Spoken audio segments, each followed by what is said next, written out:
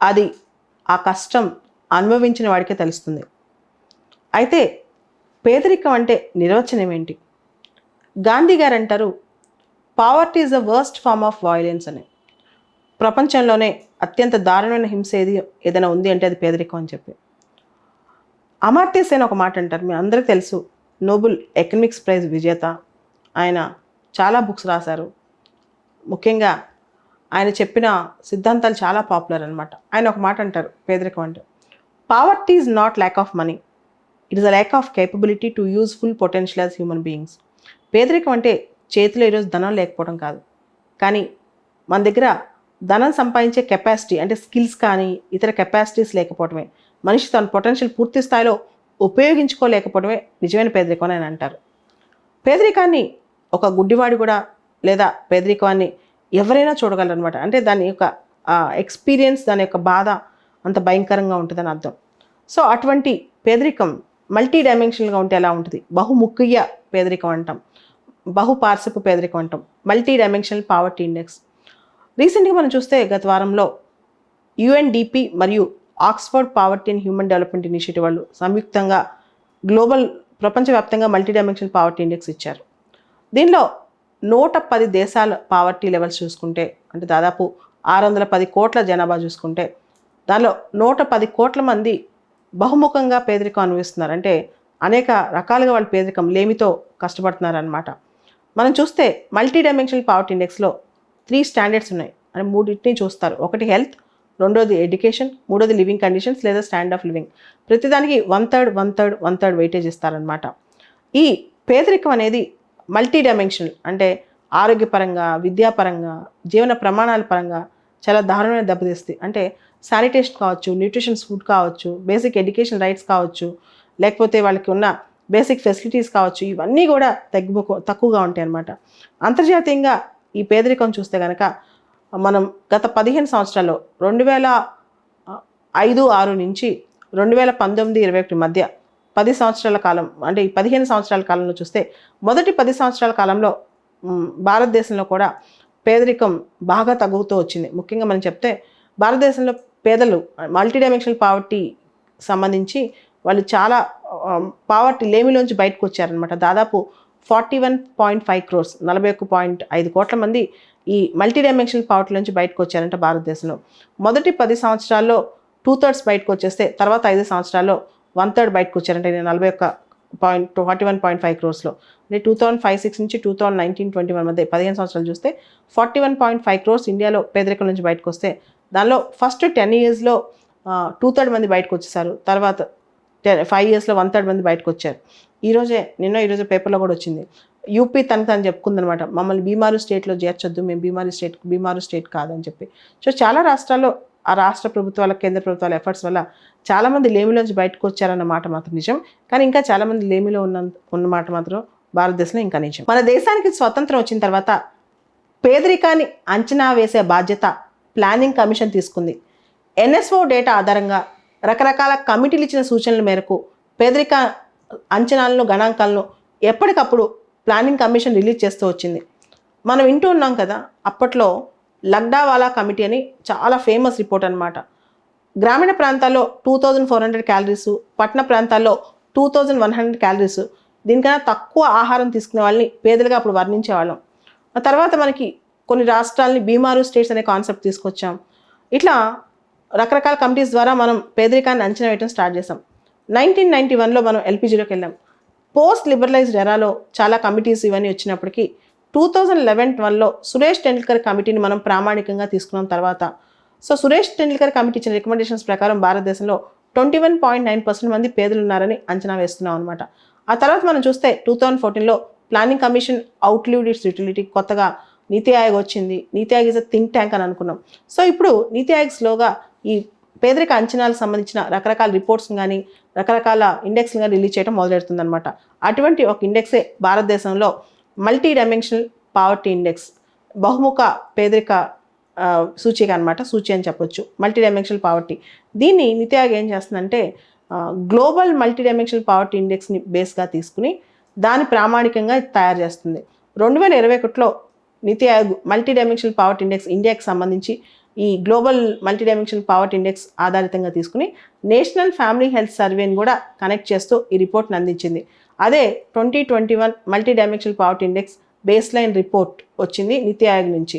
తర్వాత ఈ వారంలో Niti Aayog multi dimensional poverty index a progress report 2023 అని చెప్పి రీసెంట్గా రిలీజ్ అయిన global multi dimensional poverty index national family health survey 5 ఆధారంగా బేస్ చేసుకుని కొత్త రిపోర్ట్ నీతి ఆయోగ్ వాళ్ళు రిలీజ్ చేశారు. అదే a progress report 2023 and it is called multi dimensional poverty index in India, released by Niti Aayog అనమాట. గ్లోబల్ మల్టీ డైమెన్షనల్ పావర్టీ ఇండెక్స్కి Niti Aayog release చేసిన మన నేషనల్ మల్టీ డైమెన్షనల్ పావర్టీ ఇండెక్స్కి తేడా ఏంటి? Global multi dimensional poverty index మనందరికి తెలుసు, UNDP along with Oxford poverty and human development initiative వాళ్ళు రిలీజ్ చేస్తారు. దానిలో 3 కీ ఇండికేటర్స్ ఉంటాయి. ఒకటి హెల్త్, రెండోది ఎడ్యుకేషన్, మూడోది స్టాండర్డ్ ఆఫ్ లివింగ్. హెల్త్లో 2 సబ్ సెక్టర్స్ చూస్తారు, ఎడ్యుకేషన్లో 2 సబ్ సెక్టర్స్ చూస్తారు, స్టాండర్డ్ ఆఫ్ లివింగ్లో 6 సబ్ సెక్టర్స్ చూస్తారు. మొత్తం 10 సబ్ ఇండికేటర్స్ చూస్తారనమాట గ్లోబల్ మల్టీ డైమెన్షనల్ పావర్టీ ఇండెక్స్లో. ఈ మన నీతి ఆయోగ్ రిలీజ్ చేసే నేషనల్ మల్టీ డైమెన్షనల్ పావర్టీ ఇండెక్స్లో ఆ 10 చూస్తూ ఎక్స్ట్రాగా హెల్త్లో ఒకటి ఎక్స్ట్రా చూస్తారు, మెటర్నల్ హెల్త్. తర్వాత స్టాండర్డ్ ఆఫ్ లివింగ్లో బ్యాంకింగ్ కండిషన్స్ ఒకటి ఎక్స్ట్రా చూస్తారనమాట. మొత్తం ఇక్కడ 12 చూస్తారు. ఒకసారి 12 ఏంటో చూద్దాం. So health, education, standard of living, ఈ 3 క్రైటీరియా కంప్లీట్ సేమ్. మెయిన్ దానిలో అంటే గ్లోబల్ మల్టీ డైమెన్షనల్ పావర్టీ ఇండెక్స్లో ఈ 3 క్రైటీరియాకి సంబంధించి ఒక్కొక్క హెల్త్కి సంబంధించి 2, ఎడ్యుకేషన్ సంబంధించి 2, తర్వాత స్టాండర్డ్ ఆఫ్ లివింగ్కి సంబంధించి 6 సబ్ కేటగిరీస్ ఉన్నాయి. దీనిలో మొత్తం 12 సబ్ కేటగిరీస్ ఉన్నాయి, దానిలో 10 ఉంటాయి. ఒకసారి చూద్దాం. ఈ 12 ఏంటి అంటే నేషనల్ హెల్త్ అంటే నేషనల్ మల్టీ డైమెన్షనల్ పావర్టీ ఇండెక్స్లో nutrition, child and adolescent mortality, years of schooling, school attendance, cooking fuel, sanitation, drinking water, electricity, housing, assets and bank accounts. ఇవి మొత్తం 12 క్రైటీరియా అనమాట. Based on 3 major indexes, health, education and standard of living, ఈ మూడింటిని ప్రామాణికంగా తీసుకుని దానిలో sub categorisation అనమాట. మళ్ళీ ఒకసారి చెప్తాను. Nutrition, child and adolescent mortality, years of schooling, school attendance, cooking fuel, sanitation, drinking water, electricity, housing, assets and bank account. ఇది so highlights of the report. ఈ రిపోర్ట్ నీతి ఆయోగ్ ఇచ్చిన భారతదేశానికి సంబంధించిన మల్టీ డైమెన్షనల్ పావర్టీ ఇండెక్స్లో హైలైట్స్ ఏంటి? భారతదేశంలో multi dimensional poverty అనేది 2015-16 నుంచి 2019-21 మధ్యకాలంలో చాలా తగ్గిందంట.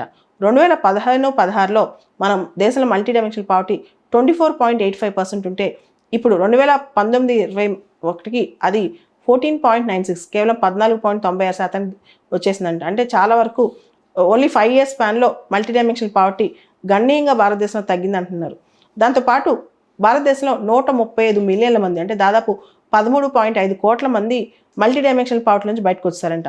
మేజర్గా Uttar Pradesh, Bihar, Madhya Pradesh, Orissa and Rajasthan multi dimensional poverty నుంచి చాలా వరకు అంటే ఫాస్ట్గా బయటకు వచ్చిన రాష్ట్రాలు ఇవి అంట. వీటిలో చాలా బీమారు స్టేట్స్ ఉన్నాయి మీరు గమనిస్తే. ఉత్తరప్రదేశ్, బీహార్, మధ్యప్రదేశ్, ఒరిస్సా, రాజస్థాన్లో మల్టీ డైమెన్షనల్ పావర్టీ అనేది ప్రజలు దాని నుంచి చాలామంది తొందరగా బయటకు వచ్చారంట. తర్వాత రూరల్ ఇండియాలో, అర్బన్ ఇండియాలో అంటే గ్రామీణ ప్రాంతాల్లో, పట్టణ ప్రాంతాల్లో కూడా 2015, 16, 2020, 2021 ఈ 5 years స్పాన్లో పావర్టీ బాగా తగ్గిందని చెప్పొచ్చు అంట. రూరల్ పావర్టీ గ్రామీణ స్థాయిలో పేదరికం చూసుకుంటే ఇదే పీరియడ్లో 2015, 16 మరియు 2020, 2021 మధ్య ఈ 5 years స్పాన్లో రూరల్ పావర్టీ చూసుకుంటే 32.59% నుంచి 19.28%కి తగ్గింది. అర్బన్ పావర్టీ చూసుకుంటే 8.65% నుంచి 5.27% తగ్గింది. అంటే పట్టణాల్లో పేదల సంఖ్య చాలా తక్కువ ఉందన్నమాట ఇప్పుడు. So multi dimensional poverty values కూడా భారతదేశంలో అంటే పేదరికం చాలా తగ్గుతూ వచ్చింది. ఈ మధ్యకాలంలో బాగా ఎక్కువ తగ్గింది గవర్నమెంట్ స్కీమ్స్ అండ్ పాలసీస్ వల్ల. ఇక్కడ రిపోర్ట్ చూస్తే మనకు అర్థమవుతుంది అనమాట. భారతదేశంలో మల్టీ డైమెన్షనల్ పావర్టీ ఎక్కువ ఉన్న రాష్ట్రాలు ముందుగా బీహార్, తర్వాత జార్ఖండ్, తర్వాత ఉత్తరప్రదేశ్, తర్వాత మేఘాలయ, తర్వాత మధ్యప్రదేశ్. ఈ రాష్ట్రాల్లో ఇవి టాప్ 5 రాష్ట్రాలు అనమాట మల్టీ డైమెన్షనల్ పావర్టీలో భారతదేశం. అంటే బీహార్, జార్ఖండ్, ఉత్తరప్రదేశ్, మేఘాలయ మరియు మధ్యప్రదేశ్. అయితే భారతదేశంలో మల్టీ డైమెన్షనల్ పావర్టీ గణనీయంగా తగ్గడానికి చాలా స్కీమ్స్ తోడ్పడ్డాయని నిపుణులు చెప్తున్నారు. ముఖ్యంగా పోషణ అభియాన్, అనీమియా ముక్త్ భారత్, స్వచ్ఛ భారత్ అభియాన్, జల్ జీవన్ మిషన్, తర్వాత ప్రధానమంత్రి ఉజ్వల యోజన, ఉజ్వల యోజన మనకు తెలుసు, కుకింగ్ ఫ్యూయల్ సబ్సిడైజ్గా ఇస్తారు. తర్వాత సౌభాగ్య స్కీమ్, ప్రధానమంత్రి ఆవాస్ యోజన, ప్రధానమంత్రి జన్ధన్ యోజన, సమగ్ర శిక్ష అభియాన్, ఇవన్నీ కూడా మల్టీ డైమెన్షనల్ పావర్టీ నుంచి మనకు బయటకు రావడానికి హెల్ప్ చేశాయి. దాంతోపాటు మనం గమనిస్తే నీతి ఆయోగ్ రకరకాల రిపోర్ట్స్ రెగ్యులర్గా రిలీజ్ చేస్తూ ఉంటుంది.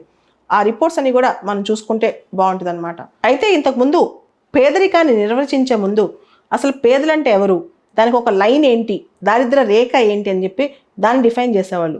సో ఒక స్టాండర్డ్ తీసుకుని దాని కింద ఉండే వాళ్ళందరూ కూడా పేదలు అని చెప్పేవాళ్ళు. ఉదాహరణకి లక్డావాలా కమిటీలో చూసుకుంటే సిటీస్లో 2100 క్యాలరీస్, పల్లెటూళ్ళలో 2400 క్యాలరీస్ తక్కువ తినేవాళ్ళు పేదలు. ఇలా అలానే సురేష్ టెండూల్కర్ కమిటీ అప్రాక్సిమేట్గా సిటీలో ఉండేవాళ్ళు 860 రూపాయలు నెలకి అంతకన్నా తక్కువ సంపాదించడం, పల్లెటూరులో నెలకి 600 కన్నా తక్కువ సంపాదించే వాళ్ళు పేదలు అని చెప్పి. ఇట్లా డెఫినేషన్ ఏంటి, మల్టీ డైమెన్షనల్ పావర్టీకి డెఫినేషన్ ఏంటి అంటే a person is considers poor if they don't meet the bench mark of weighted 33% of the 12 indicators of MPI. ఇందాక నేను చెప్పిన 12 ఇండికేటర్స్ ఉన్నాయి కదా, న్యూట్రిషన్ కానీ శానిటేషన్ కానీ, ఇవన్నీ ఈ 12 ఇండికేటర్స్ యావరేజ్ తీసుకుని దానికి 33% కూడా మీట్ కాకపోతే వాళ్ళని పేదలు. ఆ 12 ఇండికేటర్స్లో 33% కూడా వాళ్ళు రీచ్ కాకపోతే, 12 ఇండికేటర్స్లో న్యూట్రిషన్ కానీ, child mortality, years of schooling, దానివన్నీ యావరేజ్ తీస్తారు. తీసి 33% కూడా వాళ్ళు అనుకున్న స్టాండర్డ్స్ మీట్ కాకపోతే వాళ్ళని పేదలు అంటారనమాట. దీంతో పాటు మనం చూస్తే మల్టీ డైమెన్షనల్ పావర్టీ ఇండెక్స్తో పాటు నీతి ఆయోగ్ ఇచ్చే అనేక రిపోర్ట్స్ కూడా మనకి ఎగ్జామ్కి చాలా ఇంపార్టెంట్. అవన్నీ కూడా ఒకసారి చూసుకోవాలి. ఈ మధ్యకాలంలో నీతి ఆయోగ్ రిలీజ్ చేసిన రిపోర్ట్స్ అని ఒకసారి చూద్దాం. SDG India index, sustainable development goal India index, district hospital index, composite water management index, school education quality index, export preparedness index, India innovation index, national multi dimensional poverty index, ఇప్పుడు మనం చెప్పుకుంటున్న index, healthy states progressive India health index, state energy and climate index, ఇవన్నీ కూడా నీతి ఆయోగ్ ఇస్తుంది. ఇంకా చాలా reports papers release చేస్తుంటుంది. ఇవి కూడా మనం ఎగ్జామ్లో కోట్ చేయొచ్చు, మెయిన్స్లో ఇంటర్వ్యూలో కూడా మార్క్స్ ఎక్కువ వస్తాయి.